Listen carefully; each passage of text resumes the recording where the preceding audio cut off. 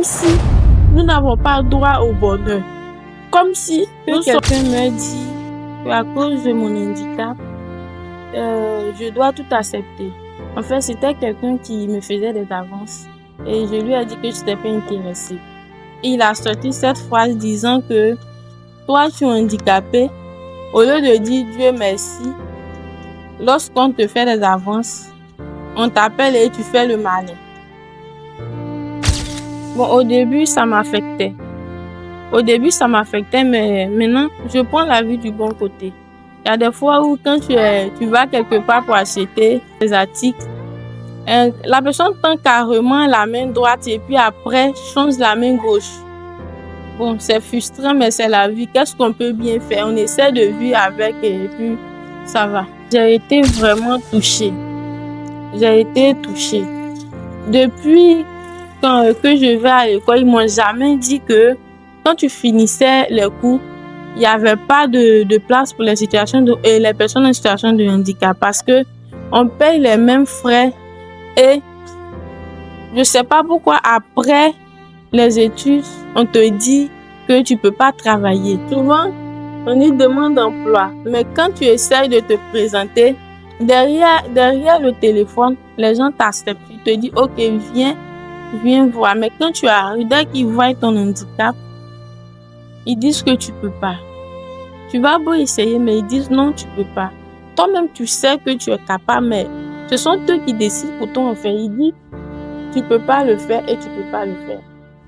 Une frustration.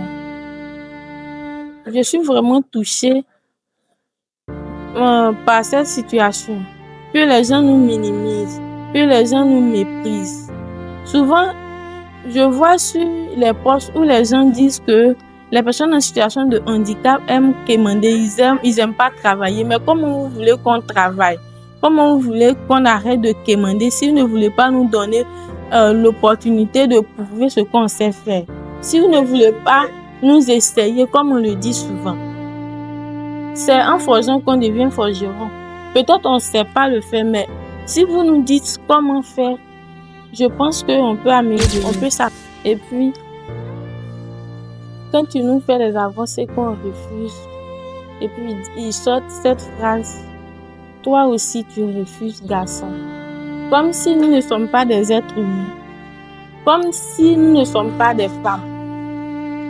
Ce que les gens ne savent pas est que on n'a pas choisi plutôt d'être handicapé. On peut naître valide et puis mourir handicapé. C'est la volonté de Dieu. Mais les gens ne savent pas. Et puis, moi, je me dis que les handicapés sont plus forts que ceux qui se croient valides. Et puis, c'est quoi l'handicap? L'handicap, c'est dans la tête. Du moment où moi, j'arrive à prendre soin de moi, arrive à faire quelque chose de mes 10 doigts, je ne me vois même pas en personne en situation de handicap, sincèrement. Quand je sors, il y a des gens valides. Il y a des personnes qui disent qu'ils sont valides, qui me demandent de l'argent. Mais alors pourquoi être crispé? Pourquoi me sentir frustrée? La personne qui me dit que je suis handicapée, c'est simplement parce que cette personne ne connaît pas ma valeur. Moi, je connais tellement ma valeur, je sais ce que je vaux. Au début, j'étais un peu triste. Au début, je me renfermais beaucoup parce que je n'étais pas mûre dans la tête. C'est comme quand tu sors et puis les gens te disent, toi, tu sors avec une personne qui n'a pas les membres complets. Mais maintenant, ça me dit absolument rien. Une personne qui t'aime va t'aimer tel que tu es, sans exception. Moi, je pense que c'est un rejet. La société nous rejette. On ne peut pas comprendre qu'il n'y ait pas de lois et des règles pour les personnes en situation de handicap. Même dans les endroits publics, ceux qui sont dans les fauteuils, nous au moins c'est les bras, on peut marcher avec le pied. Mais ceux qui sont dans les fauteuils, il y a des endroits où ils ne peuvent pas passer parce qu'ils ne peuvent pas marcher. Quand ils vont à des soirées, ils doivent emprunter des taxis. Ils sont obligés de payer.